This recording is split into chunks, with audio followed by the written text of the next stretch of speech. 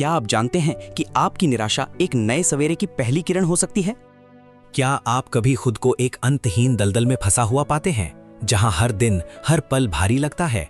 आप अकेले नहीं हैं। ये निराशा, ये बोझ, ये खोया हुआ महसूस करना, ये आपकी आध्यात्मिक यात्रा के सिर्फ 4 चरण हैं।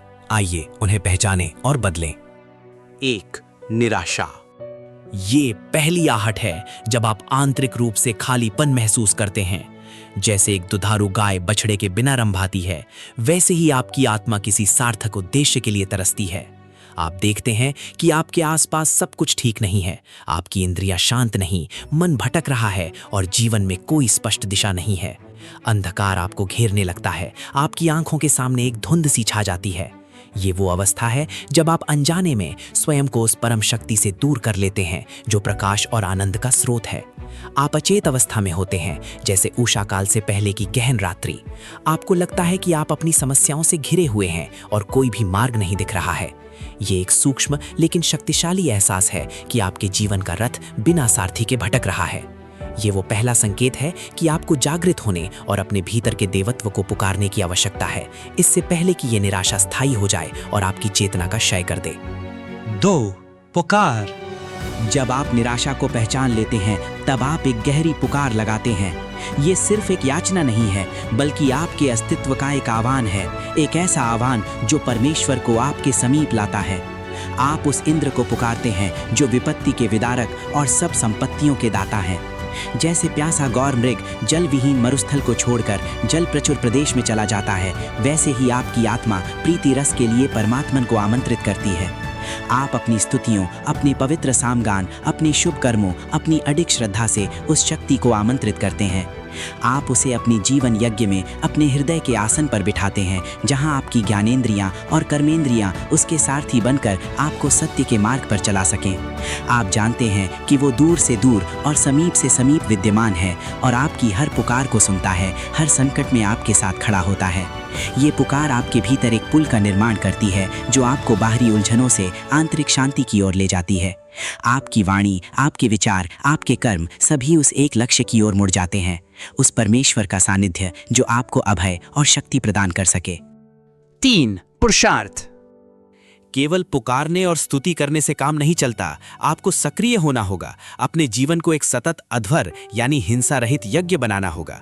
जैसे सूर्य अपनी प्रकाशमय किरणों से अंधकार को दूर करता है, वैसे ही आपको ज्ञान और कर्म के प्रकाश को अपने भीतर जगाना होगा और उसे दूसरों में भी फैलाना होगा। अपने मन, बुद्धि, प्राण और इंद्रियों को सत्य, अहिंसा, ब्रह्मचर्य और निस्वार्थ सेवा के मार्ग पर लगाना होगा। ये एक सतत प्रयास है, एक आत्मयज्ञ, जहां आप अपनी सारी नकारात्मकताओं, काम, क्रोध, लोभ, मोह, मद, मत्सर को अग्नि में होम करते हैं। गुरु के उपदेश, वेदों का ज्ञान और स्वयं का दृढ़ नैतिक आचरण, ये सब आपके वज्र हैं, आपके हथियार हैं जिनसे आप अविद्या के दानवों का नाश करते हैं। आप जानते हैं कि इंद्र यानी परमेश्वर आलस्यों का साथी नहीं, बल्कि उसका सहायक होता है जो चरैवेती यानी निरंतर आगे बढ़ते रहो के सिद्धांत पर चलता है। आपको अपने भीतर के पापों और दुर्गुणों को पराजित करना होगा, जैसे एक वीर राजा अपनी सेना से शत्रु को धूल चटाता है या सेनाध्यक्ष अपने अस्त्रों से मायावी शत्रुओं का संहार करता है। यही वो चरण है जहां आपकी श्रद्धा कर्म में बदल जाती है और आप अपने जीवन के रथ के वास्तविक सारथी बन जाते हैं, जो अपने घोड़ों यानी इंद्रियों को सही दिशा में चलाता है। यह आपकी प्रतिज्ञा है कि आप कभी भी अविद्या के पाश में नहीं बंधेंगे, बल्कि ज्ञान के बल से उसे काट फेंकेंगे। यह आपका व्यक्तिगत संग्राम है, जिसमें आप अपने पुरुषार्थ से विजयी होते हैं, ये जानकर कि परमेश्वर उसी की सहायता करता है जो स्वयं कर्मशील होता है। 4. रूपांतरण। जब आपकी पुकार और पुरुषार्थ एक साथ मिल जाते हैं, तो आपका जीवन पूरी तरह से बदल जाता है। ये सिर्फ एक बदलाव नहीं, बल्कि एक दिव्य रूपांतरण है। परमात्मा आपके हृदय में आनंद और ज्ञान की धाराओं को निरंतर प्रवाहित करता है, जैसे जल से भरा बादल पृथ्वी पर वर्षा करता है या पर्वत से जल की धाराएं बहती हैं।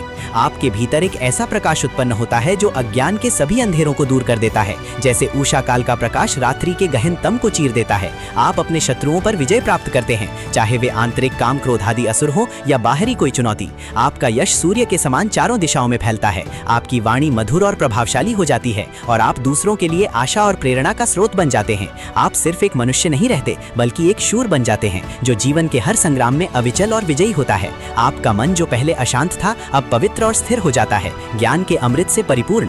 आप दीर्घायु, बलवान और बुद्धिमान बन जाते हैं और आपका जीवन मोक्ष के आनंद की ओर अग्रसर होता है। आपकी हर क्रिया, हर वचन दूसरों के लिए कल्याणकारी बन जाता है। ये वो अवस्था है जब आप ब्रह्मांड के उस राजराजेश्वर के सच्चे सखा बन जाते हैं जिसके लिए कुछ भी दुर्लभ नहीं है। ये कोई साधारण प्राप्ति नहीं, बल्कि आपके पुरुषार्थ का चरम फल है, जहां आप स्वयं को परमेश्वर का सच्चा प्रतिनिधि पाते हैं, सर्वत्र उसकी महिमा का गान करते हुए और अपने जीवन को उसकी शक्ति से अलंकृत करते हुए। तो अब आप किस चरण में हैं? निराशा से निकलें, परमात्मा को पुकारें, पुरुषार्थ करें और अपने जीवन को रूपांतरित करें अभी। इस वीडियो को लाइक करें और हमारे चैनल को सब्सक्राइब करें। अधिक जानकारी के लिए विजिट करें www.vedaseek.com।